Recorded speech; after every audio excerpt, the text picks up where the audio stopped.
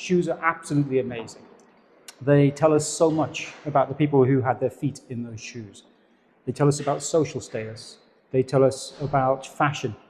They tell us about whether we've got men, women, children in certain positions and spaces. And what they've done at places like Vinterlanda is completely turn on its head the idea that the military, the Roman army, was a male preserve. Because inside the barracks, and these are barracks where the Roman soldiers weren't legally allowed to marry, we have hundreds and hundreds of women and children's shoes, out of a collection of around about 6,000 shoes all told. So it's a huge amount.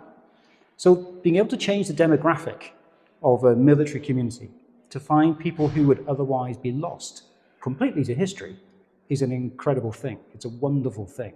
And as archaeologists, that's one of the biggest challenges we face, is how do we tell the stories of the people who have left very little behind, who have left no trace of who they are or what they are. So history is mainly written by men, hence the word history, but the shoes give us a window into that other dynamic.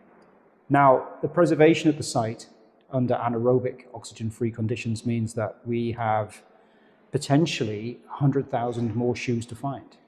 We have over 50 years of excavation that's taken place, and we find these items of footwear in every archaeological deposit.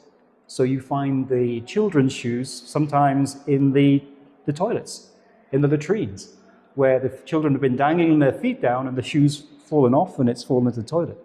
You find them casted away onto the floors. You find them in drains. You find them, of course, in ditches and in pits where they've been purposely buried. But Roman leather is really tough. It's really, really strong because it's tanned very thoroughly, and they use very good materials to make shoes. Because of this, it survives very, very well in those wet, oxygen-free environments. We're learning a lot about the leather itself and how these things were put together, the construction from these shoes. What sort of materials were used? Were there imports? Were there exports? Was leather made locally on the site? And one of the things that's come out very obviously is that we very rarely find pairs of shoes. So out of the 6,000 or so we have, which is a lot, I think we have something like 30 or so pairs of shoes. Well, why is this? Well, they have a very different relationship with their footwear, the Romans, to what we do today. They don't buy them in a shoe shop like we do today. They don't buy a pair of shoes that way very often.